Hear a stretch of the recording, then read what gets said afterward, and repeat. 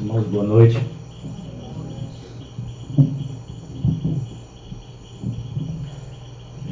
É uma alegria estar aqui na casa de João, retornando aqui à casa, tantos amigos. Os que me conhecem há mais tempo sabem de uma certa obsessão minha, né? livro espírita, né, Hilton? Obsessão do bem. É a obsessão do bem. E isso nos acompanha já há um certo tempo. E nessas nossas atividades com livro espírita, a gente frequentemente folheia os livros, dá uma lida na introdução, busca saber a história da produção daquele livro, como surgiu, o autor, o médium. A gente vai se inteirando um pouco, né, do que é cada uma daquelas obras. E nós nos defrontamos ao longo aí desse trabalho, muitas dessas passagens por esses livros, com verdadeiras histórias de heroísmo, verdadeiras histórias de muita abnegação, de muito desprendimento por parte tanto dos espíritos, autores de muitas dessas obras, como também dos médiuns e dos escritores, né, dos escritores espíritas. Então surgiu em nós a ideia de fazermos uma breve exposição, uma lembrança, uma homenagem a todos esses heróis, né? E aí na noite de hoje nós trouxemos aqui para a casa de João essa exposição, procurando acima de tudo lembrar e homenagear esses grandes heróis, né, do conhecimento, e que é a partir da produção de todas essas criaturas abnegadas que passaram pela Terra, que ainda se encontram encarnados, que nós temos a oportunidade do conhecimento espírita, né? Então vamos na noite de hoje, é claro que assim, né? São muitos os autores, são muitos, né, os médiuns, a literatura espírita é vastíssima e nós não poderíamos uma noite com justiça citar a todos ou uma grande maioria. Então aqui nós pegamos aqui alguns exemplos, elencamos aqui alguns exemplos, né, para em cada uma dessas figuras que nós vamos aqui expor, que nós vamos aqui lembrar, simbolizar na verdade todo um conjunto de outros espíritos e outros médiuns e outras criaturas abnegadas. Então enxerguemos em cada uma dessas figuras que nós na noite de hoje vamos trazer para colocar como símbolo, né, de exemplo de todas essas criaturas. Bem, o que nós pretendemos destacar, né, em cada um desses grandes autores? A coragem. A produção de livro espírita na atualidade pode ser uma coisa muito simples, muito tranquila, mas nem sempre foi assim. Em determinados momentos da história, o espiritismo sofreu perseguição. Em determinadas localidades, em determinados países, essa perseguição foi bem acerba, né? Médiuns espíritas sofreram na pele, né, violências, as mais diversas violências. Então são histórias também de coragem, abnegação, claro, né? Produção, grande parte desses autores, desses escritores não obtiveram um centavo, né, na produção de todos esses livros. Muito esforço na elaboração de cada uma dessas obras. Se nós pensarmos bem que hoje a mediunidade, por exemplo, a grande maioria dos livros na atualidade são psicografados, mas já teve épocas em que a produção mediúnica não era assim tão né? Não era assim tão rápida, vamos dizer assim, né? Comparado com hoje, com uma psicografia, um médium escrevendo, né? Lembrar do Chico Xavier escrevendo lá, e os médiums psicógrafos, à medida que exercitam, né, esse tipo de mediunidade, passam a escrever realmente bem rápido, né? Muito rápido. Mas naqueles primórdios do Espiritismo, né? Comunicações através de batidas, comunicações através de sinais, e eram produzidos, né? Textos eram produzidos, páginas. Então isso exigiu um esforço muito grande. Total desprendimento, com certeza, total desprendimento, nenhum tipo de pagamento, nenhum tipo de reconhecimento. Os autênticos espíritas, né, os autênticos médiuns, os exemplos, né, de médium, da forma como a doutrina espírita recomenda e prega, total desprendimento, nenhum tipo de pagamento. Amor à causa espírita, um extremo amor aos ideais da doutrina espírita, aos ideais de Jesus. E claro, tudo isso levando muito tempo, né? Dedicação de muito tempo. Então pretendemos aí ao longo aí a passagem de cada uma dessas grandes figuras aí, destacar todas essas qualidades. Bom, quem seriam, né, esses heróis? Quem seriam esses heróis aí lembrados na noite de hoje e simbolizando os demais escritores espíritas? Quem tem a memória fotográfica estava lá no início. Alguém é capaz de dizer algum nome? A memória fotográfica aí dos irmãos? Hermínio Miranda. Kardec, Hermínio Miranda. Chico.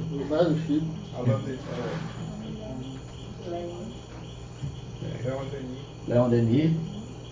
E aquela senhora ali. Madame. Pois é. Allan Kardec, Leon Denis, Amália Domingos Soler, o Hermínio C. Miranda e o nosso Chico Xavier.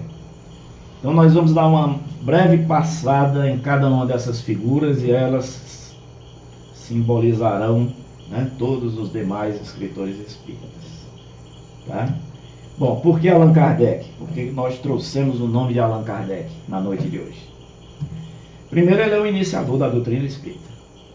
Sem ele, não estaríamos aqui, né, com essa doutrina maravilhosa, nos esclarecendo tantas coisas, nos mostrando a grande realidade da vida espiritual, essa nova visão do mundo, essa nova visão da realidade, trazendo o Evangelho de Jesus com toda a sua pureza, de forma totalmente autêntica, e trazendo para os nossos dias essa autenticidade, essa pureza do Evangelho de Jesus. Sem Kardec não estaríamos aqui na noite de hoje estudando a doutrina espírita.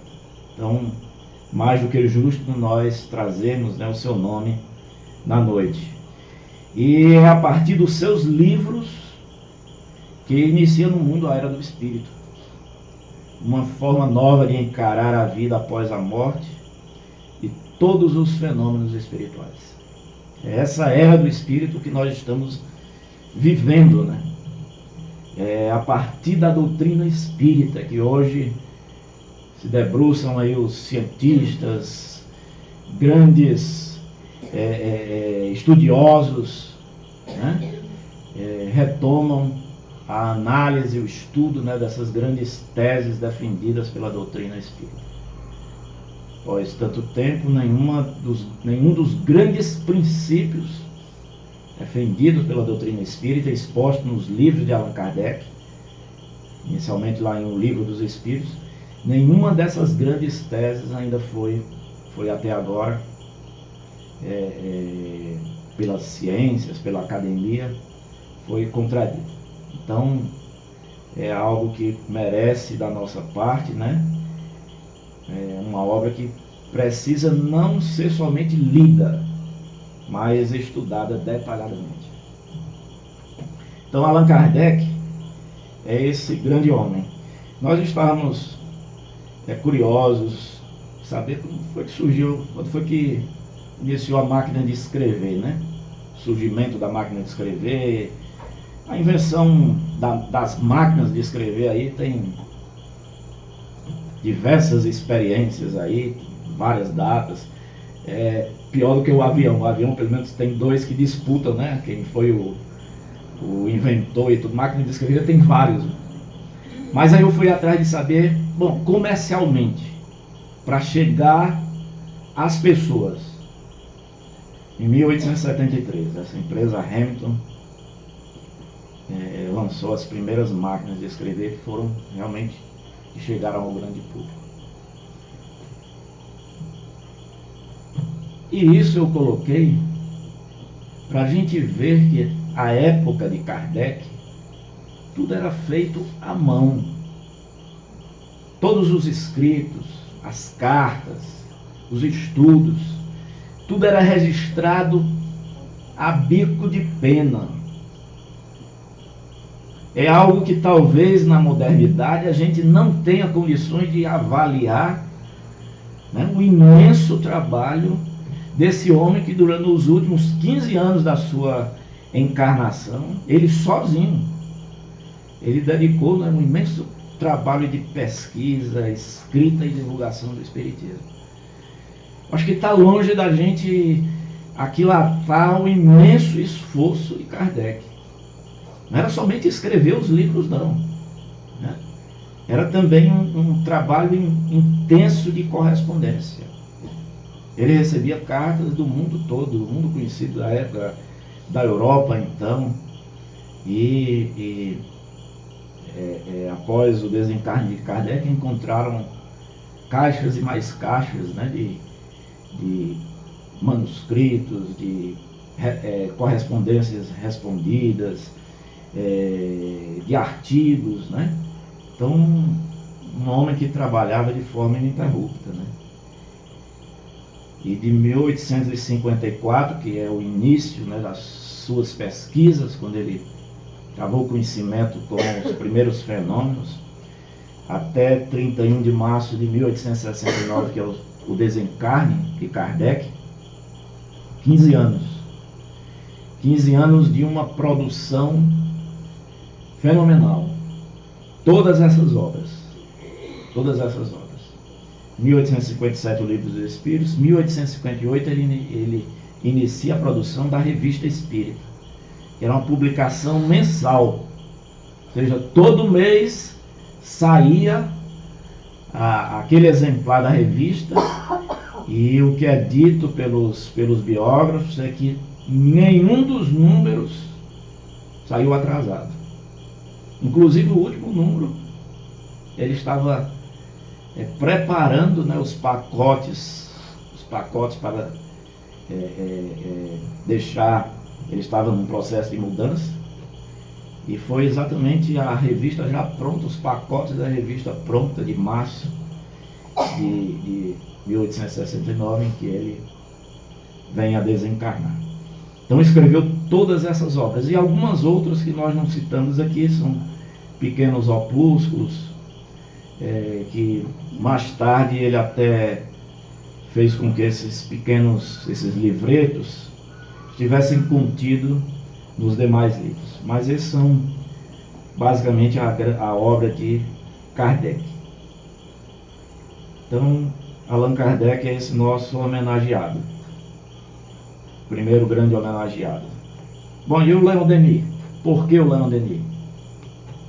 Essa foto aí do Leon Denis é de 1925, um pouco antes do seu desencarne. Ele, não dá para ler daí, mas ele foi o presidente honorário do Congresso Espírita, né, na França, em 1925. Então, Leon Denis participou muito, né, desses congressos, desses eventos de divulgação da doutrina espírita no início do século. Por que Leon Denis? Com o Leon Denis nós queremos homenagear todos os grandes espíritas que foram contemporâneos de Kardec ou que vieram imediatamente em seguida para solidificar a ideia, né, espírita do mundo. Kardec tinha, na verdade, um conjunto, né, de grandes figuras, grandes estudiosos, que deram continuidade, né, à proposta espírita, à obra espírita. E Leon Denis, com certeza, é um daqueles que se destacam desse conjunto aí, pela grandeza, né, dos seus livros, pela profundidade, né, da sua obra. É o grande filósofo e poeta Leon Denis, e também, né, pelo trabalho que ele empreendeu, não somente com os livros, mas com a oratória. Leon Denis percorreu uma boa parte da França, daqueles países da Europa, visitando grupos, participando de congressos, né, e divulgando a doutrina espírita, né, com a sua oratória. Ele nasceu em 1º de janeiro de 1846 e era um verdadeiro gênio autodidata. Impressionante. A gente lê um livro do Leon Denis, imaginando como é que uma pessoa dessa autodidata, somente um espírito, né, muito amadurecido, um espírito já que traz, né, toda essa bagagem intelectual, traz toda essa sabedoria, traz toda essa capacidade de forma tão bela expor, escrever determinados livros, determinadas obras, né? Somente alguém já muito viajado aí nas reencarnações. Você tem naquele espiritismo e cristianismo um trabalho assim de uma profundidade tão grande que a gente imagina que a maioria dos espíritas hoje não conseguiu ler tudo ali, ou se leu, não conseguiu compreender quase nada. Cristianismo e Espiritismo, uma das obras-primas, né, de Leon Denis. O Problema do Ser, do Destino e da Dor, são muitas. Então ele pegou esse bastão, né, passado por Kardec.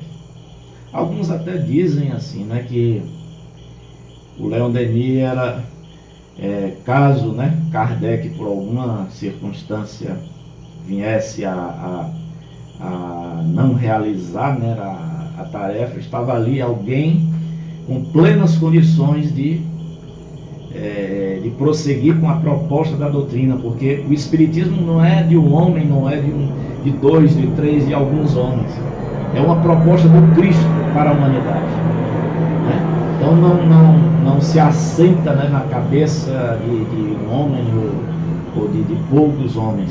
É uma proposta, né? Uma proposta para o mundo.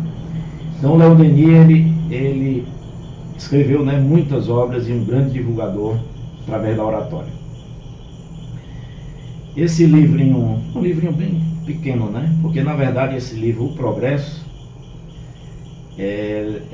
foi uma conferência que o Denis fez na cidade de Tours, em Orleans, em 1880. E um dia eu conversando com um amigo meu que é filósofo, né? Com essa faceta da oratória do Leon Denis, ele escrevia primeiro as conferências que ele ia fazer. Ele lia, na verdade, quando ele ia nas conferências, ele lia, né? Às vezes a gente critica, às vezes, um orador porque ele está lendo, né, o discurso, ele está lendo o que ele preparou, né? Mas esse amigo meu filósofo diz, pois o Leon Denis cumpre uma tradição dos grandes filósofos. Os grandes filósofos não falam de improviso, né? Os grandes filósofos, primeiro eles escrevem, eles procuram no seu texto amadurecer ao máximo as colocações que ali vão fazer, corrigem, né? Maturam o seu discurso para quando ele acha que está realmente no ponto, aí ele faz a conferência. Então o Leon Denis assim fazia. E é por isso que alguns dos seus livros, né, foi possível chegar aos nossos dias, porque é produto das conferências, é produto dos discursos, né, que Leon Denis fez em muitos desses momentos aí. Tem esse livrinho aí, O Progresso. E vários outros livros. Alguns livros é assim, como se fosse um desdobramento, né, de algumas dessas conferências. E um outro detalhe que nós queremos aqui ressaltar é o seguinte, né, as imensas dificuldades financeiras de Leon Denis. Era já de uma família pobre, sempre trabalhou muito e no pesado, como a gente diz, desde criança, né?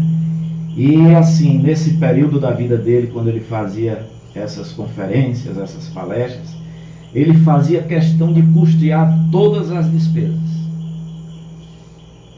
Despesas de deslocamento, as despesas de estadia nos locais, nas cidades onde ele se encontrava.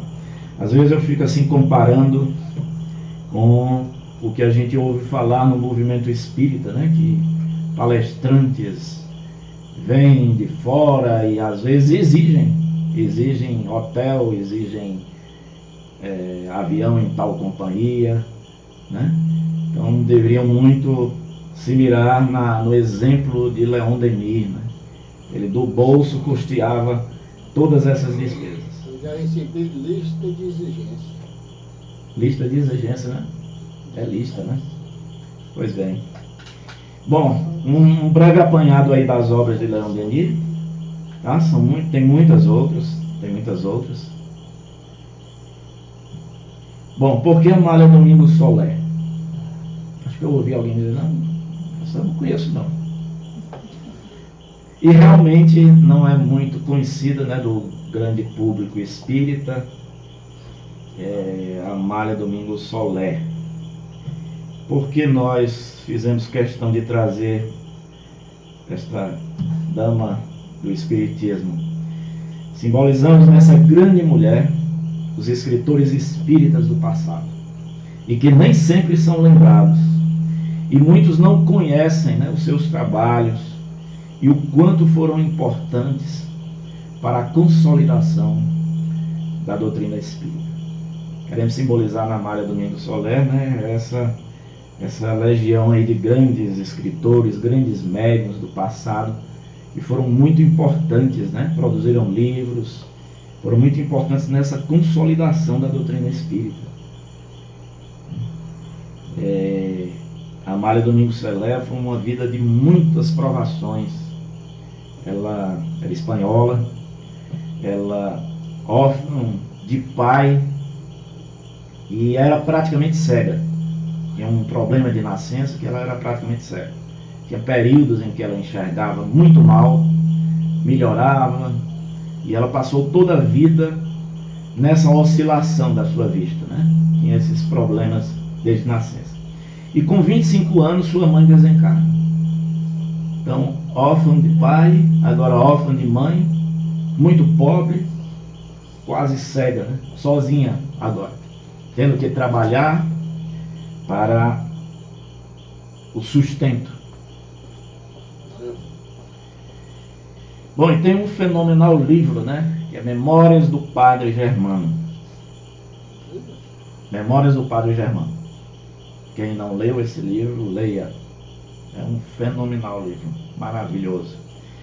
E o Padre Germano conta-se que era o mentor da Amália Domingos Soler e teria sido a reencarnação do Cura d'Ars. Então, um livro belíssimo, né? Memórias do Padre Germano. E o que é interessante é que a Amália Domingos Soler não é a autora, né, desses livros. Não era a autora e o que muitos não sabem, ela também não era médium. Na verdade, ela é um processo, a produção desses livros, né, é bem interessante. Existia um médium chamado Eudaldo Pagés, né, e ela era a redatora, porque era através da psicofonia do Eudaldo Pagés que esses espíritos se comunicavam. E ela, como é que as coisas são interessantes, ela tinha esse problema de visão, mas escrevia com uma rapidez muito, muito grande. Então, a psicofonia ia acontecendo e ela escrevendo páginas, páginas e mais páginas. Aí depois ia revisar todo aquele material. Ela escrevia do jeito dela lá, né? as abreviaturas e tudo, e depois ia revisar. E foi assim que surgiu esses livros, né? O Memórias do Padre Germano. E esse livrozinho aí, ó, o Perdoa-te. O Perdoa-te é um livro de 720 páginas. É As Vidas de Teresa de Ávila. O livro, Perdoa-te. Agora vocês imaginam aí, 720 páginas, né? O médium, em quantas sessões foram necessárias para, através da psicofonia e ela escrevendo 720 páginas. 720 páginas tipográficas, né? E aí, transformados em rascunho. Quantas mil, hein? Então, entre os anos de 1897 e 1899, foi produzido, né, através da mediunidade do Eudaldo Pagés, e somente em 1904 foi publicado a primeira edição. Esse tempo grande para a publicação é porque existia um receio muito grande os irmãos vão de lembrar que a Espanha, a Inquisição sempre foi muito forte. Inclusive, há aquele episódio da queima dos livros de Kardec, né? Há aquele episódio dos livros de Kardec. Então, nesse período, ainda era muito forte esse combate da Igreja Católica ao Espiritismo. Então, sofriam-se perseguições. Então, a gente imaginar uma mulher, né, sozinha, enfrentando, né, toda essa carga de preconceitos, toda essa carga de perseguições da igreja. Então ela passou um determinado tempo até ser possível publicar em 1904 o livro Perdoa-te. Então a nossa homenagem a Amália Domingos Soler. E é interessante esse fato da vida, né, que certa vez, né, ela teve um diálogo com o Padre Germano. E o Padre Germano falou, né? Deixa uma herança. E ela, mas tem dia que eu não tenho nem o que comer. O que é que eu vou deixar? E aí o Padre Germano responde: fale da sua vida e de tudo que você vem aprendendo nessa reencarnação. E aí ela escreveu esse livro. Aí sim, esse livro é de autoria da Amália Domingos Soler, um livro autobiográfico chamado Minha Vida, né? Então essa grande personagem da doutrina espírita, né, Amália Domingos Soler. Bom, por que o Hermínio C. Miranda, né, o nosso outro personagem? Queremos homenagear no Hermínio, né, através do Hermínio, todos os que se esforçam, né, pela pesquisa séria, os que escrevem biografias, os que escrevem contos espíritas, estudos do Evangelho, textos doutrinários, né? Todos esses grandes escritores, todos esses grandes médiuns. O Hermínio, tradutor, traduziu muitas obras, né? De outras línguas, obras até bem raras e que ele resgatou, né, essas obras para todos nós. O Hermínio, pesquisador, esse livro Eu Sou Camille Desmoulins, fala de uma pesquisa do Hermínio com o Luciano dos Anjos. Fez o Luciano dos Anjos uma regressão de memória e fez retornar ao tempo da Revolução Francesa. E o livro relata fatos que depois foram comprovados, né? É uma verdadeira epopeia esse livro e é extraordinário aí os resultados dessa pesquisa. O Hermínio, pesquisador. O Hermínio, biógrafo. O Hermínio escreveu sobre algumas vidas, né? Algumas célebres vidas aí, deixando sempre o grande exemplo, né, dessas figuras que ele biografou para nós, né? Um exímio biógrafo, o Hermínio.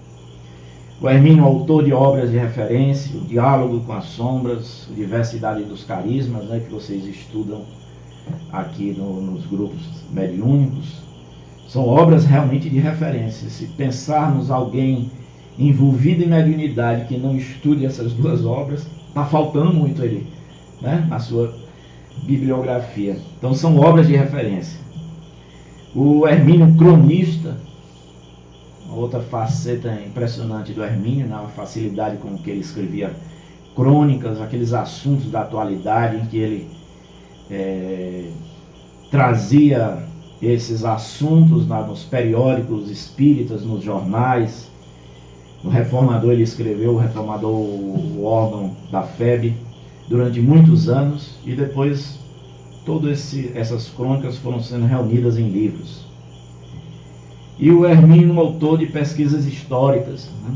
O livro Os Cátaros, o Evangelho Gnóstico de Tomé, os arquivos psíquicos do Egito, né? São exemplos dessas pesquisas históricas, né? do Hermínio. E o Hermínio também, né? Tem muitas obras deles. Ele, na verdade, formula, né, novas teorias, aí, agrega a doutrina espírita, né, novas teorias, a partir daquelas pesquisas, né, das pesquisas que ele faz, pesquisas muito sérias. Então são teses muito interessantes levantadas pelo Hermínio aí, nessas obras. O tempo é um lugar. O tempo é um lugar. Pois é. Que faz a gente pensar muito, né? Dá um nó. Dá um nó no juízo da gente, né? Então, é o nosso Hermínio. E também é autor, né, de livros de extrema sensibilidade, né? Livros de extrema sensibilidade. Os Nossos Filhos São Espíritos, essa obra sobre autismo, né? São verdadeiros best-sellers da literatura espírita. Bom, e por que o Chico, né? O nosso Chico Xavier. Parece bem óbvio, mas nós temos que trazer o nosso Chico, né? Já que o objetivo é colocarmos os exemplos de heroísmo e abnegação, né, dos autores. E é muito simples, é o maior exemplo, né, de médium espírita. Homenageamos todos os médiuns, né, todos os médiuns que possibilitam chegar a nós tantos livros, né, maravilhosos. É a homenagem a todos os médiuns sérios, os médiuns abnegados, né? E eu queria passar aqui, porque ainda hoje diminuiu muito, né? Mas o Chico já teve, já sofreu muitas críticas o Chico já sofreu, que os livros não era de espírito coisa nenhuma, né? Era produção dele mesmo, e as teorias as mais absurdas, né? As mais absurdas e as mais inacreditáveis, né? E as teorias muito mais difíceis de acreditar do que a coisa mais simples, que não, isso é da autoria dos espíritos. Então o Chico já sofreu de tudo. E ainda hoje muitos espíritas, né, têm determinadas ressalvas, críticas a determinadas obras. Então, deixa eu passar aqui uns videozinhos para a gente, em cima, né, dessas críticas do passado e do presente, a gente ouvir um pouquinho. Primeiro, o que diz no programa Pinga Fogo, um trechozinho em que o Herculano Pires, né, faz uma pergunta ao Chico.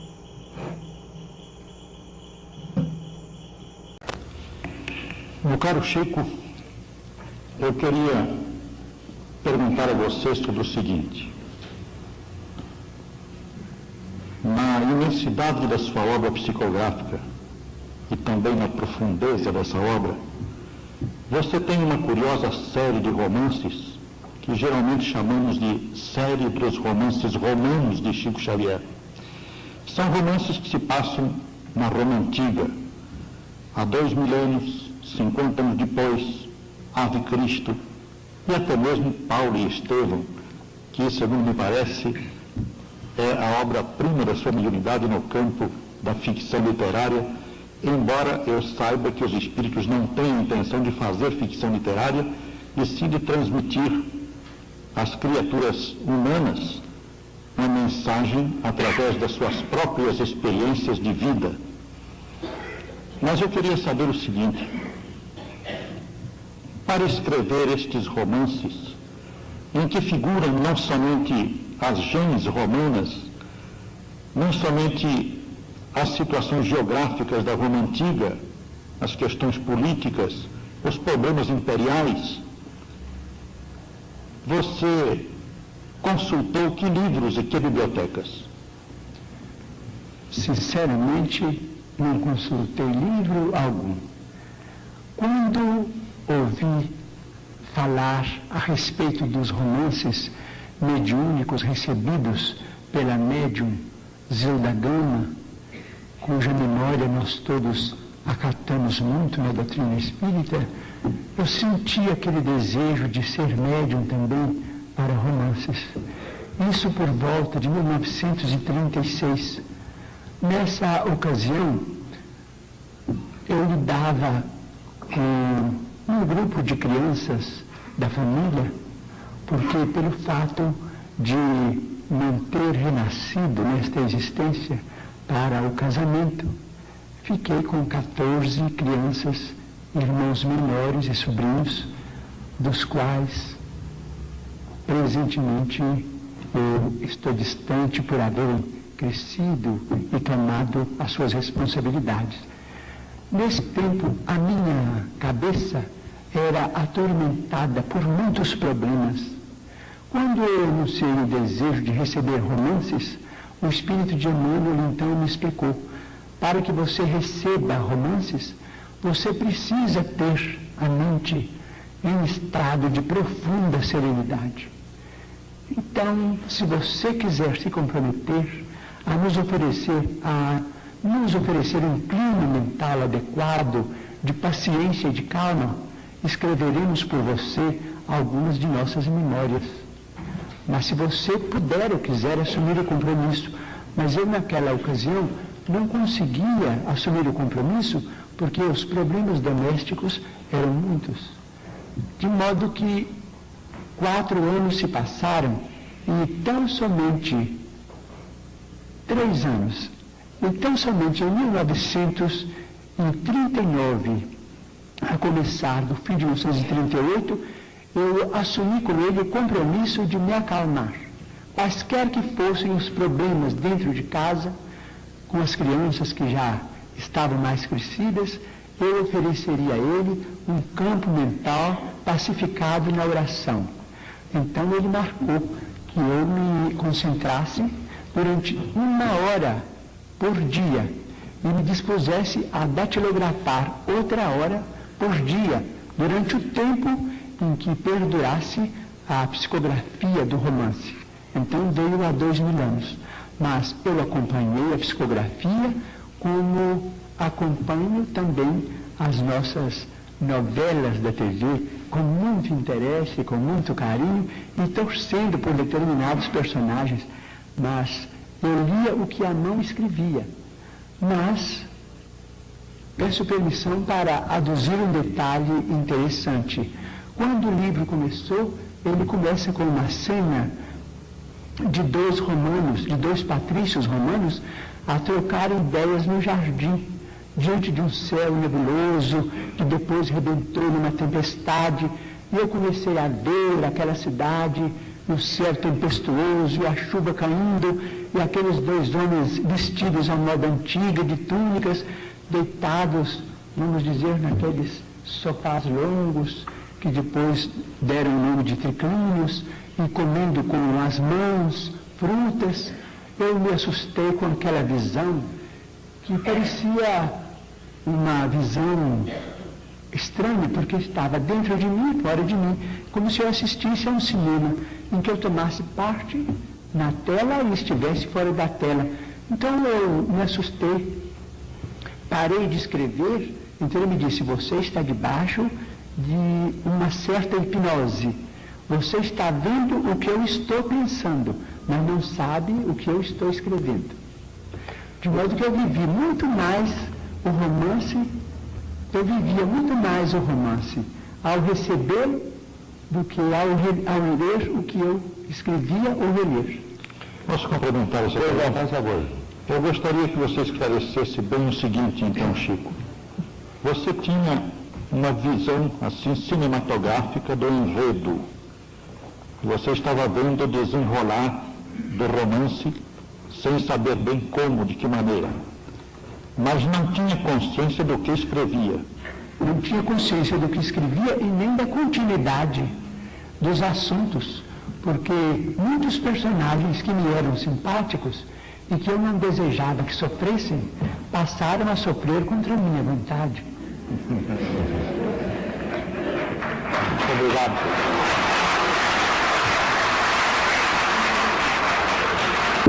Interessante, né? Então, o Chico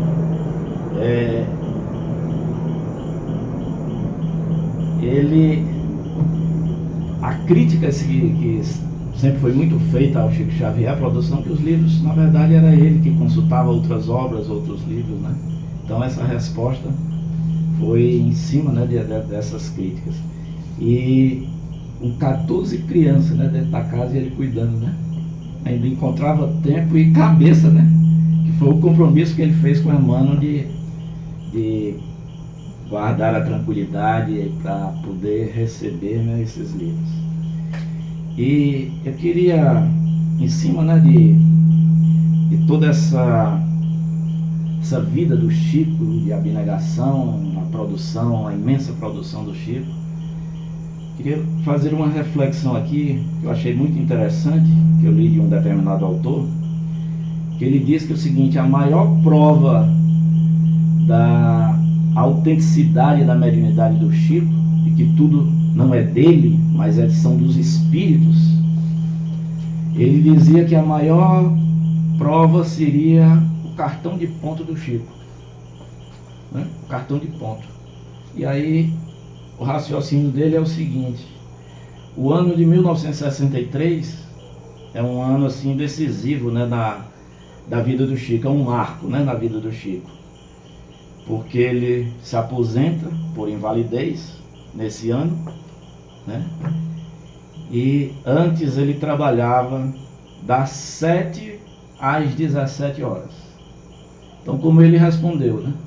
Quando ele estava em casa, ele tinha todo esse trabalho, né, do lar com essas crianças, e trabalhava para manter essas crianças, para organizar a casa, né? Então, trabalhava lá no Ministério da Agricultura de 7 às 17 horas. Então, sobrava o que? À noite, né? À noite e às madrugadas aí para ele psicografar esses livros aí. É interessante que, se nós olharmos a produção mediúnica do Chico até esse ano de 1963, né, nós vamos encontrar 77 livros publicados nesse período aí, que vai do ano de 1932, quando surge o Parnaso de Além Túmulo, até o ano de 1963. A gente tem aí, ano a ano, a quantidade de livros que eram publicados. Então dá mais ou menos uma média de 2,5 livros por ano. 2,5 livros por ano. Se nós formos observar os livros que surgiram nesse período, é como se diz, assim, o suprassumo, né, da produção mediúnica do Chico. Todos esses romances mediúnicos aí que ele falou, são produzidos nesse período. A série de livros do André Luiz, praticamente toda a série de livros do André Luiz, acredito que somente o último livro, E a Vida Continua, que não é publicado antes de 1963. Então é uma quantidade muito grande de livros, outros livros aí de um conteúdo muito, muito grande, né? Como O Consolador, os livros do Humberto de Campos, né? Os demais livros do Emmanuel, aqueles livros lá de comentários evangélicos, são livros bem substanciosos, vamos dizer assim, né? Tudo isso aí enquanto ele trabalhava 10 horas por dia e ainda encontrava tempo de disposição para psicografar tudo isso. Então, por tudo isso aí, talvez muito mais, que é o nosso dever, o respeito e a valorização, né, de todas essas obras aí. Isso é fruto do heroísmo, da coragem, da abnegação, do grande esforço, né, de cada um desses autores, total desprendimento, muito tempo de dedicação e um grande amor à causa espírita. A todos vocês, nosso muito obrigado. A todos os nossos grandes espíritos, né, escritores, a nossa gratidão. Muita paz, paz e bem a todos.